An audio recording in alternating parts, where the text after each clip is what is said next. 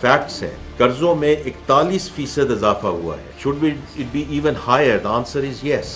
But 41% is not a small or insignificant number. ناظرین، پاکستان کی معیشت پر ایک اور خوفناک دھچکا. وزیر خزانہ نے چونکا دینے والا اعتراف.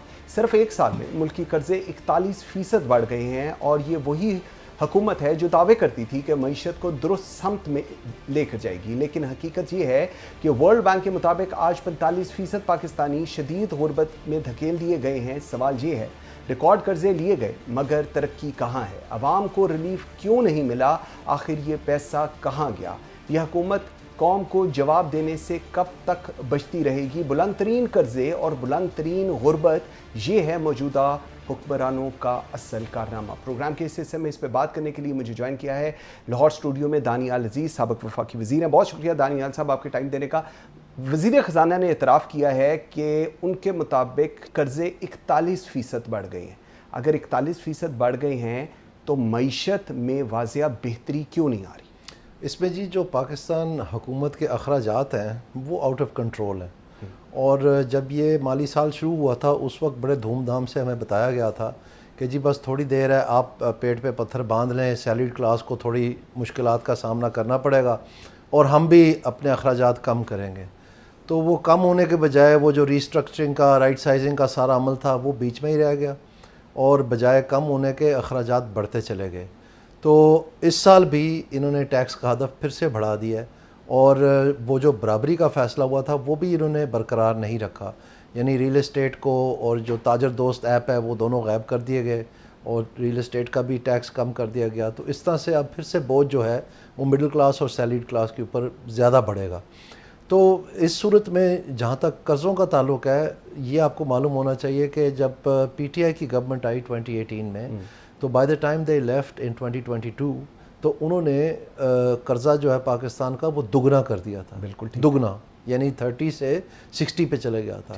یہ جو حکومت ہے انہوں نے ابھی صرف 2 سال میں ہی وہ تقریباً آلموسٹ 50% بڑھا دی ہے. تو اگر اسی طرح چلتا رہا تو یہ بھی اس کو ڈبل کر کے جائیں گے. تو اب پرابلم کیا ہے؟ پرابلم ہے ایف بی آر. جو حکومت کے اخراجات ہیں وہ ٹیکسوں کے ذریعے اکٹھے کر کے تو ہونے چاہیے اصولی طور پر. جب وہ خسارہ آتا ہے تو پھر یہ قرض لیتے ہیں. وہ جب قرض لیتے ہیں تو پھر یہ پرائیویٹ سیکٹر جنہوں نے لوگوں کو لیے روزگار اور ساری معیشت کو چلانا ہے، ان کے لیے اتنے پیسے کم ہو جاتے ہیں. ظاہری بات ہے، بینکوں کو جو گورنمنٹ کو سارے دے دیے تو پھر ان کو کس حصے میں سے دیں گے؟ وہ کم ہو جاتے ہیں. اس کو کراؤڈنگ آؤٹ کہتے ہیں اکنامکس میں. تو اس سلسلے میں پاکستان کا جو ایف پی آر ہے، اصل کوسچن یہ ہے کہ وہ کیوں نہیں ٹھیک ہو پا رہا. اور اس میں آپ کو ایک مطلب بھیانک صورتحال ہے جو پچھلے 2 سال میں انہوں نے اس آنے کی گورنمنٹ نے آنے کے بعد کیا ہے. اس میں پہلے انہوں نے سب سے سینئر لوگ جو تھے وہ نکال دیے ایڈمنسٹریٹو اپروچ کے تحت. میں اس وقت سے پیٹتا رہا ہوں کہ انسینٹیوز اپروچ استعمال کریں. اکنامکس میں ایک نیا شعبہ بنا ہے آج سے تقریباً 20 سال پہلے، اس کو کہتے ہیں انسٹیٹیوشنل اکنامکس. وہ اکنامکس ہے اس چیز کی کہ اداروں کا دیکھ بھال اور ان کی بہتری اور ان کا نقصان کیوں ہوتا ہے اور کیسے ان کو ان کی کارکردگی کو بہتر بنایا جا سکتا ہے.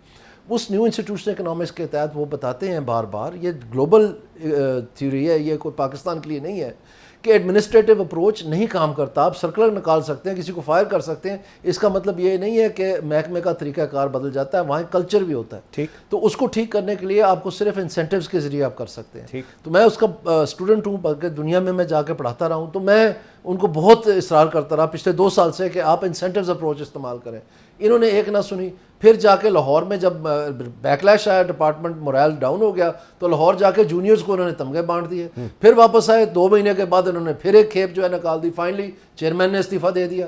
اب انہوں نے نیا وہ صاحب لے آئے، اور ان کو یہ نہیں پتا تھا اس وقت کہ ایک $400 بلین کوئی چھوٹی رقم نہیں ہے کا پچھلے 3 سال سے، یعنی جو پی ڈی ایم 1.0 تھی اس کے دوران سے یہ چل رہا ہے پروگرام. تو انہوں نے نئے کنسلٹنٹ ہائر کر کے بھیج دیے مکینزی کے. انہوں نے واپس آ کے کہا کہ جی وہاں تو پہلے ہی بیٹھے ہوئے ورلڈ بینک کی ساری ٹیم، ہمارے لیے تو جگہ ہی کوئی نہیں ہے، وہ سارا کام تو وہ کر رہے ہیں. تو انہوں نے پرائم منسٹر نے ناراضگی کا اظہار کیا کہ آپ نے مجھے بتایا کہ بھائی آپ کو 2 دفعہ پرائم منسٹر رہ چکے ہیں، آپ کو نہیں پتا تھا کہ اتنا اہم شعبہ ہے جو مطلب کرٹیکل ہے پاکستان کے لیے کہ ادھر کیا ہو رہا ہے. آپ کو یہ $400 ملین کا ہی نہیں پتا ہے کہ ورلڈ بینک کا پورا پروگرام چل رہا ہے. مطلب ایک حیرانگی ہوتی ہے. انہوں نے ناراضگی کا اظہار کیا. چلیں جی اب وہ واپس آ گئے پھر ایڈمنسٹریٹو اپروچ کے، جی اب ہم ڈیجیٹلائزیشن کے ذریعے ہم بہتر کریں گے، ہم اے آئی استعمال کریں گے، ہم یہ کریں گے. فیس لیس سسٹم انٹروڈیوس کر دیا. اور ڈیجیٹلائزیشن کا کرتے کرتے کرتے ایک آ کے چلے گی ڈیڈ لائن, دوسری آ کے چلے گی, تیسری آ کے, اب انہوں نے آج صبح کی خبر لگی ہوئی ہے کہ انہوں نے پچھلی میٹنگ میں کہہ دیا کہ پرال ہم ختم کریں, اس کو وائنڈ اپ کریں. آج ہے کہ نہیں, وہ منٹس غلط ریکارڈ ہوئے تھے, اصل میں ہم یہ نہیں کہہ رہے تھے, ہم کہہ رہے تھے اس کو ریفارم کریں گے. یعنی ان کو کچھ پتہ نہیں ہے یہ کیا کر رہے ہیں, نہ ان کو کنسلٹنٹ سائڈ پہ, نہ ورلڈ بینک سائڈ پہ. اب انہوں نے کیا کیا, مارچ ابھی گزرا ہے 2025 کا, اس میں فائنلی رو کے انسینٹیوز انٹروڈیوس کر دیے. وہ جو میں پہلے دن سے کہہ رہا تھا, وہ انسینٹیوز اتنے پیچیدہ بنا دیے اور اتنے ناقص بنا دیے ہیں, اس کا سر پیر ہی کوئی نہیں ہے. وہ در حقیقت جو پی اے ایس سروس ہے, سابقہ ڈی ایم جی جو ہے, وہ انہوں نے بنایا اپنے لیے کہ یہ ہم باقی انتظامیہ میں پھیلائیں گے اس کو, کیونکہ ہم ہر جگہ ہیں, نہ کہ وہ ایف بی آر کے لیے بنائے گئے ہوں. تو ایف بی آر کے اندر جب وہ کام نہیں کیا ہے تو اب وہ سر کھر کریں کہ کیوں نہیں کام کیا, کیونکہ ریونیو تو وہیں کا وہیں کھڑا ہے. فیس لیس سسٹم بھی آگے چلے گیا, اس میں بھی کچھ نہیں نکلا, بلکہ اور سچویشن خراب ہوئی. بہت بڑا, بالکل ٹھیک کہنے کہہ کا رہے ہیں. مقصد یہ ہے کہ اس حکومت سے یہ جو توقع تھی نا اسٹیبلشمنٹ کی ساروں کی, کہ چونکہ یہ کاروباری ہیں, چونکہ یہ بریکیاں جانتے ہیں ساری, اور ان کے پاس کوئی ایسا گر ہے, ایک منٹ, کہ گر ہے کہ یہ معاملات چلا بیٹھے, یہ تو پہلے سے بھی کیے گزرے ہیں. دو چیزیں, ایک تو وزیر خزانہ کا اعتراف ہے کہ قرضے 41% بڑھ گئے, دوسرا ورلڈ بینک کہہ رہا ہے کہ آپ کا 45% پاکستانی شدید غربت کا شکار ہو گئے. اس دونوں کو جب آپ ٹیگ کرتے ہیں, اور ساتھ جو یہ آپ نے بات پچھلے پروگرام میں بھی میرے کی تھی, آج حکومت کی اگر ہم پرفارمنس کی بات کریں, بیکاز یہ تو وہ لوگ ہیں جن کو سب کچھ پتا تھا پاکستان کے بارے میں, ان دو, ایک ان کے اپنے وزیر خزانہ اور ایک ورلڈ بینک کی جو رپورٹ ہے, اس کے بعد حکومت کی کیا سٹینڈنگ ہے؟ اس میں جی یہ میں آپ کو بتا دوں کہ یہ کوئی حیرانگی کی بات نہیں ہے, اور یہ بھی ان کو پتہ ہونا چاہیے تھا, کیونکہ یہ پہلے بھی حکومت میں رہے ہیں. یہ نہیں کہہ سکتے کہ ہم لندن میں تھے, ہمیں تو پتہ ہی نہیں تھا, حالات اتنے خراب ہیں. ابھی تو پی ڈی ایم 1.0 چلا کے ہٹے ہیں, تو اس میں جب پچھلے 3-4 برس کی جو ایوریج گروتھ ہے وہ 1.7% ہے گروتھ, یعنی سالانہ پیداوار میں اضافہ, اس کو کہتے ہیں جی ڈی پی گروتھ, اور آپ کی پاپولیشن گروتھ ریٹ جو ابھی 2023 سینسس کے تحت 2.55% ہے. تو غربت تو بڑھنی ہے, کیونکہ آپ وہ مواقع ہی نہیں پیدا کر رہے, آپ کی اکانومی اتنی گرو ہی نہیں کری جتنی آپ کی آبادی گرو کر رہی ہے, تو آپ نے تلکتے جانا ہے. اب حیرانگی کی بات یہ, میں نے پہلے بھی آپ کے پروگرام میں شاید ذکر کیا کہ ایشیا, ساؤتھ ایشیا جہاں پر جس کا حصہ ہے یہ ممالک جو ہیں, ان کی ایوریج گروتھ جو ہے وہ 6.4%, اور پاکستان میں جب آپ 4% سے تجاوز کرتے ہیں تو پھر جا کے ہمارا ناک صرف پانی سے اوپر آتا ہے. یعنی غربت میں اور لوگ نہیں دھکیلے جاتے اور ہم اپنے قرضے اتار لیتے ہیں. یہ دو بڑے پیرامیٹر ہیں پاکستان کے پاس آ جاتے ہیں. تو جب ہم 6-6.5 پہ پہنچتے ہیں تو ہلکا ہلکا ہمارے اکنامک جسم پہ ماس چڑھنا شروع ہوتا ہے, یعنی ہم تھوڑا صحت مند ہونا شروع ہوتے ہیں. تو جب آپ 2% پہ, ابھی یہ 2.6 بتا رہے ہیں, چلیں یہ بھی مان لیتے ہیں, یہ بھی ایشیا کا ہاف بھی نہیں ہے, ایوریج کا, اوسط کا. کون سے ملک ہیں؟ افغانستان ہے, 20 سال جنگ, ان کا اپنا زر مبادلہ ضبط ہے کہ بچوں کو اسکول نہیں جانے دیتے, کوئی وہاں پر ورلڈ بینک, اے ڈی بی, کوئی امداد نہیں ہے وہاں پر. ٹھیک, سری لنکا, وہاں پر انقلاب بھی آیا, دیوالیہ بھی نکلا, یہ وہ کالج کے بچے, آپ کو یاد ہو پچکاریاں مارے تھے صدارتی سوئمنگ پول میں. بنگلہ دیش, انقلاب آ گیا, کسی کو سڑک سے اٹھا کر انہوں نے بٹھا دیا کہ فی الحال آپ چلائیں, کوئی آئین شائن نہیں ہے. یہ ہمیں کہتے ہیں کہ جی سیاسی استحکام آئے گا تو معاشی استحکام آئے گا. نیپال ہے, وہاں پر ایک ماؤسٹ انسرجنسی ہے, 2 ہفتے کے بعد وہ دارالخلافہ پہ حملہ کرتے ہیں پہاڑوں سے اتر کے, ان کو یہ نہیں پتا ہم صبح ہیں کہ نہیں ہے. یعنی ایسے ممالک کی 6.4% ہے, اور ہم 2% پہ لڑک رہے ہیں. 1 سال, 2 سال, 3 سال, او بھائی کدھر ہے آپ کا ویژن, آپ کا اکنامکس؟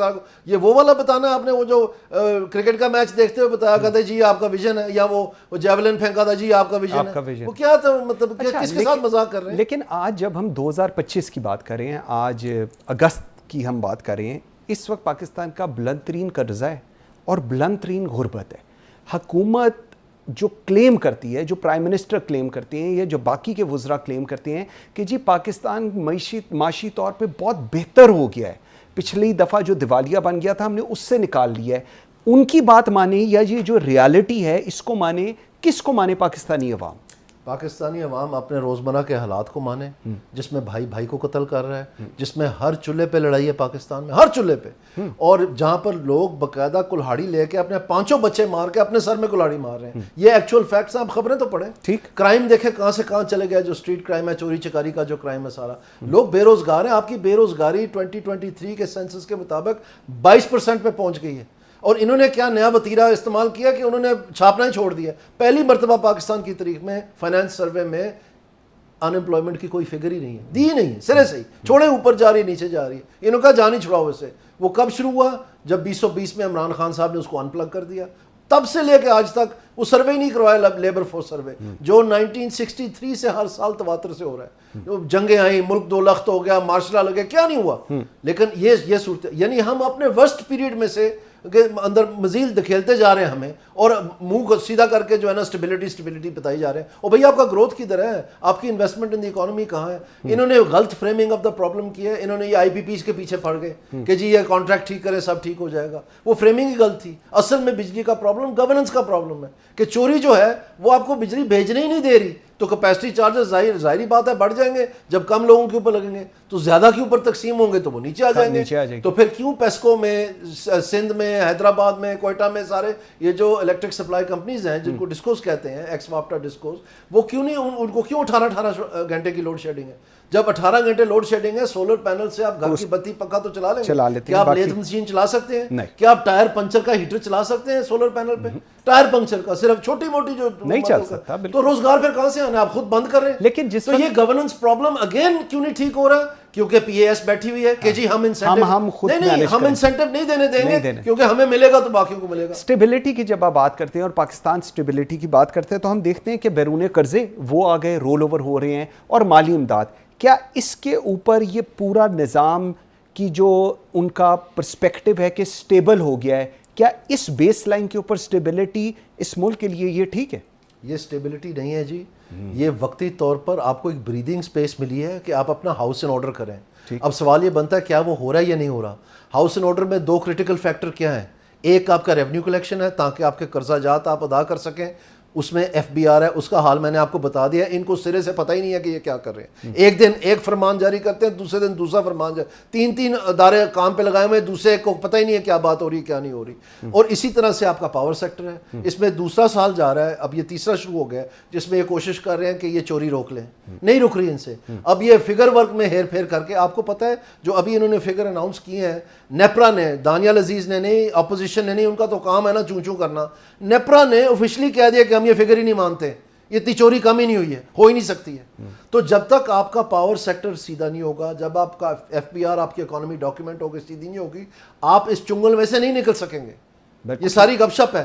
آخری بات میں آپ کو بتاتا چلوں, یہ کہتے ہیں جی ہم نے ایکسپورٹ اورینٹڈ اکانومی بنانی ہے اور ہم ٹیرف کو ریشنلائز کر رہے ہیں, اس کو نیچے لا رہے ہیں. بڑی اچھی بات ہے. آپ کا پلان کدھر ہے جہاں آپ نے اکانومی کو جو ٹرانزیشن کرنا ہے انہوں نے from an import based economy جو شوکت عزیز اور عشرت حسین نے بنائی تھی افغانستان کے جنگ کے ڈالروں کے بول بوتے پہ, اگر اس کو آپ نے ٹرانزیشن کروانا ہے ایکسپورٹ اکانومی میں, وہ ہینڈ ہولڈنگ کدھر ہے, وہ گائیڈ لائنز کدھر ہیں, وہ فنڈز کدھر ہیں جس میں آپ نے مختلف اداروں کو, جو پرائیویٹ سیکٹر کے ادارے ہیں, ان کو ٹرانزیشن کرانا ہے. پالیسی تو آپ بدلتے جا رہے ہیں, وہ بیچارے سزا کیوں کاٹے. انہوں نے تو گڈ فیتھ انویسٹمنٹس کی, پلانٹ اینڈ مشینری لگائی, بندے ٹرین کیے, سب کچھ. اب وہ کام چلا رہے ہیں تو آپ نے ایک روز آنکھیں ملتے ملتے اٹھ کے کہہ دیا کہ جی اب ہم دوسری طرف جا رہے ہیں. تو وہ کیا, وہ سارا اس کو تباہ کر دیں. وہ ان کو بتائیں, ان کو پیریڈ دیں, ان کو ٹائم دیں, بینکوں سے بات کریں. ان کے پاس کوئی ٹرانزیشن کا کسی قسم کا کوئی سوچ بچار نہیں ہے.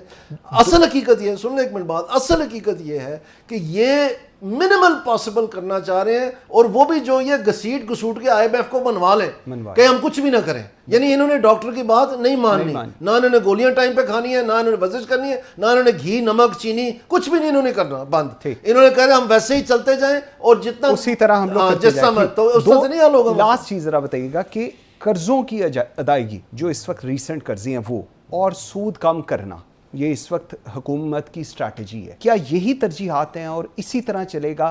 اگر اس طرح چلتا ہے تو ڈاؤن دا روڈ جو پہلے 2 پوائنٹس تھے وزیر خزانہ کے, ورلڈ بینک کے, جو معاشی صورتحال ہے, اس کا اینڈ رزلٹ کیا ہے پھر؟ دیکھیں, سود کم کرنا بظاہر تو بہت اچھی بات ہے, لیکن اس کا نیگیٹو امپیکٹ, اس کا سائیڈ افیکٹ یہ ہے کہ مہنگائی ہوتی ہے, خاص طور پہ ان انوائرمنٹس میں جہاں آپ کی گروتھ لو ہو. ابھی پاکستان میں جو ستمبر میں انہوں نے اے ڈی آر ہوتا ہے ایڈوانس ٹو ڈپازٹ ریشو, انہوں نے بینکوں کو کہا کہ اگر آپ 50% نہیں کریں گے, پرانا کوئی قانون نکال کے, تو ہم آپ کو بہت زیادتی کریں گے, 15% بیلنس پہ ہم ٹیکس لگا دیں گے. تو 31 دسمبر تک آپ کے پاس ٹائم ہے. تو بینکوں نے آنن فانن پیسہ پھر پھینکا بازار میں, جو نہیں بھی پھینک سکے وہ انہوں نے نان بینکنگ فائنینس انسٹیٹیوشن کو دے دیا پیپر پہ, اور واپس لے لیا جنوری 1 کو. لیکن اس کا نتیجہ کیا ہوا کہ 1.08 ٹریلین سٹک کر گیا بازار میں, اور وہ اس وقت سے جنوری سے بڑھتا چلا جا رہا ہے. اب لو گروتھ سینیریو میں آپ نے ٹریلینز آف روپیز بازار میں پھینک دیے. 12 مہینے کا ایک اکنامک لیگ پیریڈ ہوتا ہے مانیٹری پالیسی کا. اس کا مطلب یہ ہے کہ جو آپ پالیسی نفاذ کرتے ہیں اس کے 12 مہینے بعد بازار کی سطح پر وہ نمودار ہوتا ہے. یہ ستمبر سے انہوں نے شروع کیا ہے. اب ستمبر آ گیا, ستمبر سے آپ دیکھنا ابھی سے ہی پرائس رائز شروع ہو گئی ہے اور دسمبر میں جا کے جنوری میں جا کے یہ پیک کر جائے گی. ابھی پچھلی مہنگائی سے ہماری جان چھوٹی نہیں ہے, پہاڑ ٹوٹا ہے لوگوں پہ کہ اگلا ریلا انہوں نے تیار کر لیا ہے. سمجھنے کی بات یہ ہے کہ مہنگائی ہوتی نہیں ہے, مہنگائی کی جاتی ہے. انہوں نے کی ہے تو اور انٹرسٹ ریٹ کم کریں اور ہو جائے گی. تو جو امیر لوگ ہیں ریسٹورینٹ بھرے ہوئے ہیں, لوگ گاڑیاں لے رہے ہیں, مزے لگے, جا کے غریب کا تو حال پوچھے جو وہ 45% گر گیا سطح غربت سے نیچے, کہ وہ کیسے رہ رہے ہیں. دانیال صاحب تھینک یو ویری مچ.